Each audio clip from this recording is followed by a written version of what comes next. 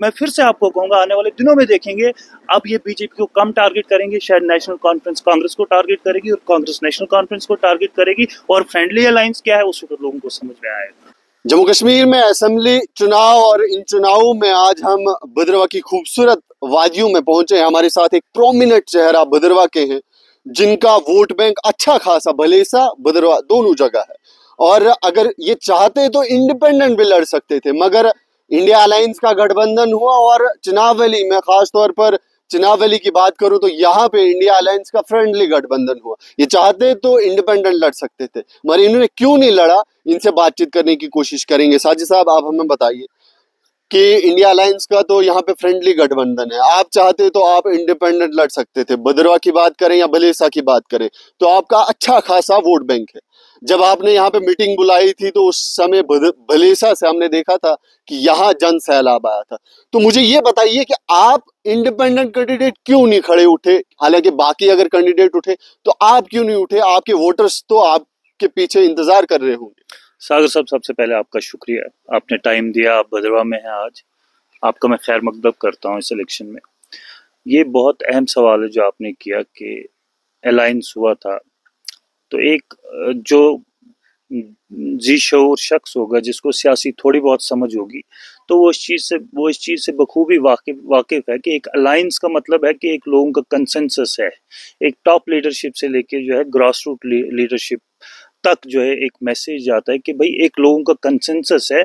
और जब यही पॉलिटिकल पार्टीज कहती थी कि हम कम्युनल फोर्सेस के खिलाफ लड़ रहे हैं, यही नेशनल कॉन्फ्रेंस और कांग्रेस, तो फिर वहां पर एक चीज समझ आती थी कि सब लोगों ने एक जो है मौकिफ लेना है और उस मौकिफ में जो है हम भी साथ चले। और जो यहाँ हमारे पहले से ही जो जी शऊर जो एक आला पाए के लीडरान थे, और हमने भी यही मुनासिब समझा कि उनकी पॉलिटिकल पार्टीज हैं, अच्छी एफिलिएशन है, पढ़े लिखे हैं, और वो जब इस फैसले में हैं और सारे लोग उनके साथ शाना बशाना होंगे तो हम इसमें जो है एक अलग से राय अमल इख्तियार नहीं कर सकते थे, जो मुझे लगता था कि इस वक्त ठीक नहीं रहता। लेकिन फिर बहरहाल with the course of time events change हुए, हालात कुछ ऐसे हुए कि दोनों पार्टीज को जो है मैंडेट मिला। तो मुझे ऐसा लगता था कि इस वक्त जो हम जिस पोजीशन में हैं, जो बीजेपी ने हमें जिस पोजीशन में लाया है जम्मू कश्मीर को, आप देख रहे हैं 2014 से 17 में क्या हुआ और 17 के बाद अभी तक क्या हुआ है। तो इस चीज का लोग इंतजार कर रहे थे कि एक कंसेंसस डेवलप हो और तमाम लोग जो है एक कंसेंसस के साथ चले और किसी ऐसे चेहरे को आगे करें, B it national conference, B it Congress, या कोई भी चेहरा हो, इवन हमारी हिंदू कम्युनिटी का ही हो, लेकिन कोई ऐसा चेहरा हो जो सबको साथ लेके चले, जो फोकस्ड हो, जिसका एजेंडा ही डेवलपमेंट हो और वेलफेयर हमारे इस खित्ते का हो। तो उस सिमन में हमारी भी एक काविशें थी, कोशिशें थी कि हम भी उसी चीज़ के साथ अलाइंड हो। और 2014 से अभी तक जो लोगों को बताया गया था अलायंस अलायंस अलायंस, उसी अलायंस में पार्लियामेंट्री इलेक्शन भी लड़ा गया, तो हम तो उसी के मद्दा थे और हम उसी के खैर ख्वाह थे। लेकिन ये तो हमने नहीं सोचा था कि ये ऐसी सूरत हाल होगी जहां पर दोनों पार्टीज के कैंडिडेट, दोनों पार्टीज की लीडरशिप जो है अपनी ईगो को सेटिस्फाई करने के लिए, अपने मसलों को जो है दबाने के लिए, उसके लिए जो है अलायंस से हट जाएंगे और दोनों मैंडेट्स हासिल करेंगे और लोगों को ऐसे मुश्किलात में डालेंगे, ऐसे तजब्जुब का शिकार करवाएंगे जिससे हमारे लोग जो है पूरी तरह से, इस वक्त मैं आपको बताऊं, किसी को कोई इल्म नहीं है, कोई समझने से कासिर है कि बहरहाल कौन सा कैंडिडेट जीतने वाला है। अगर अलायंस नहीं है तो अब क्या होगा। तो मुझे ऐसा लगता है कि बहरहाल ये ऑफ लेट ये जो डेवलपमेंट हुई है इसने वाकई में लोगों को परेशानी में डाला। लेकिन मैं फिर से कहूंगा कि ये वक्त था जिस वक्त हम सबको मिलकर लड़ना था और यही वजह थी कि जिसकी वजह से जो है मैंने आई स्टेड ऑन बैकफुट और मैंने डिसाइड, आई चूज टू कि मैं इलेक्शन ना लड़ूं और मैं जो लोगों के कंसेंसस के साथ जाऊं। तो यही वजह थी। 10 साल हो गए थे, इलेक्शन नहीं हो रहे थे। 10 साल से लोग इंतजार कर रहे थे कि कब इलेक्शन होंगे और हम अपना एक कैंडिडेट चुनेंगे। और खास तौर पर अगर लोग बीजेपी के खिलाफ है, वो लोग जो बीजेपी के खिलाफ है, वो चाहते थे कि हमारे सामने एक कैंडिडेट आए ताकि हम बीजेपी को डिफीट दे पाए। बहुत सारे कैंडिडेट खड़े उठे, बहुत, अगर हम पहले इंडिया अलायंस की बात की, एनसी की बात की, कांग्रेस की बात की, इसके अलावा जो इंडिपेंडेंट उठे, तो इंडिपेंडेंट आप भी उठ सकते थे। आपने बताया कि लोगों के बारे में सोचा, तो जो इंडिपेंडेंट उठे हैं उन्होंने लोगों के बारे में क्यों नहीं सोचा? और जो उठे हैं चाहे हम एनसी की बात करें चाहे कांग्रेस की बात करें, तो क्या उन्होंने लोगों के बारे में नहीं सोचा? देखिए, जहाँ तक मैं समझता हूँ कि ये डेमोक्रेसी है, ये एक सियासी अमल है। इसमें जितनी शमूलियत हो उतनी हमारी डेमोक्रेसी की वेलफेयर और डेमोक्रेसी के वेलफेयर के ताइन लोगों के वेलफेयर की जो है उसमें अच्छा होता है। मैं ये समझता हूँ कि हेल्दी पार्टिसिपेशन होनी चाहिए। ठीक है, आप जो इंडिपेंडेंस उठे हैं, शायद उनने इस चीज़ को पहले से गेज कर लिया था कि ये अलायंस जो है होने वाला नहीं है, तो बेटर है कि हम अपनी अपॉर्चुनिटीज़ जो हम खुद को एक्सप्लोर कर सकते हैं, तो उसमें क्यों हम रोके या किसी और को हायल होने दें। तो उनका अपना हो सकता है, वो अपने तरीके से सोचते हैं, हमारी तो उनके साथ भी दुआएं हैं। लेकिन मेरा एक अपना पॉइंट ऑफ व्यू है। मेरा मानना है कि इस वक्त मैं लोगों के साथ खड़ा हूँ। मैं अपनी आवाज खुद बनूं और मैं लोगों में एक बेबाक तरीके से बात करूं कि हम उन लोगों में से नहीं है कि जो एक कंसेंसस से बाहर जाएं।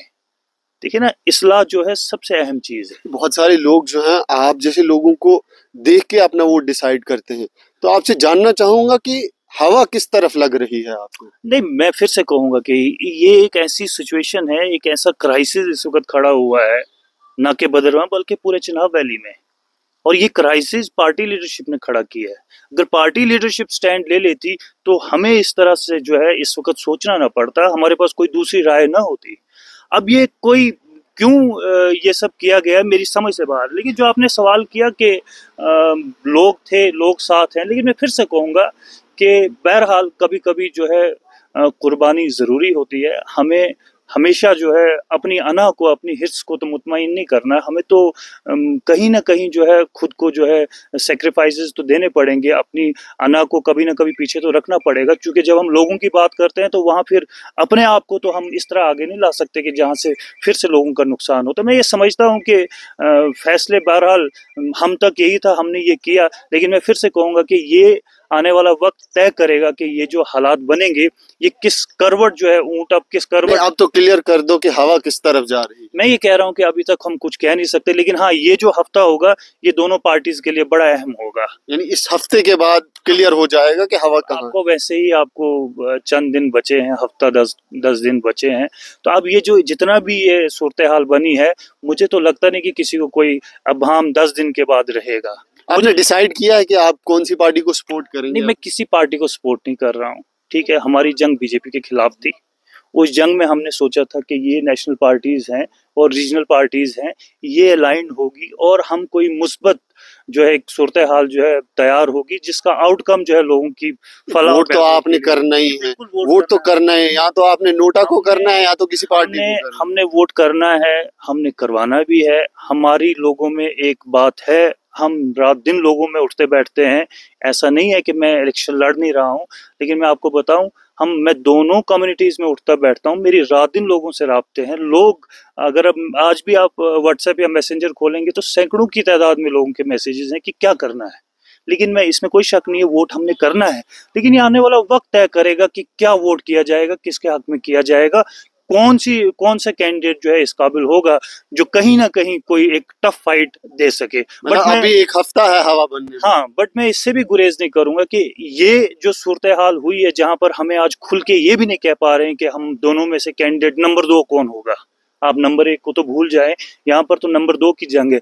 नंबर 2 और नंबर 3 आप नेशनल कॉन्फ्रेंस की जो उनके कारकुन हैं उनकी आप जरा वो प्रेस बाइट्स देखिए, इवन कांग्रेस की देखिए, आपको कहीं पर नहीं दिखेगा कि वो बीजेपी के साथ लड़ रहे हैं। आपको कहीं पर नहीं दिखेगा कि वो गजे सिंह को लेकर कोई बात कर रहा है। आपको कहीं नहीं दिखेगा कि बीजेपी की पॉलिसीज को लेकर कोई बात कर रहा है। आपको कहीं नहीं दिखेगा गवर्नर रूल राज में हमारे साथ क्या हुआ, लोगों के मसले मसाइल क्या हैं, ग्राउंड उस पे कोई बात नहीं कर रहा है, क्योंकि ये उस पोजीशन में नहीं है। आप मैं तो बेबाक, मैं फिर से आपको कहूंगा, आने वाले दिनों में देखेंगे अब ये बीजेपी को कम टारगेट करेंगे, शायद नेशनल कॉन्फ्रेंस कांग्रेस को टारगेट करेगी और कांग्रेस नेशनल कॉन्फ्रेंस को टारगेट करेगी। और फ्रेंडली अलायंस क्या है उस वक्त लोगों को समझ में आएगा। तो ये बड़ा दुखद है। चलिए जी, इशारों में साजिद साहब ने बता दिया कि एनसी और कांग्रेस जो है वो आपस में लड़ रही है और फ्रंट फुट पे जो है वो बीजेपी खेल रही है। फिलहाल साजिद साहब और इनका और भी कहना है कि एक हफ्ते के बाद पता चलेगा कि हवा किस तरफ अपना रुख मोड़ेगी। फिलहाल आप जुड़ते रहिए हमारे साथ।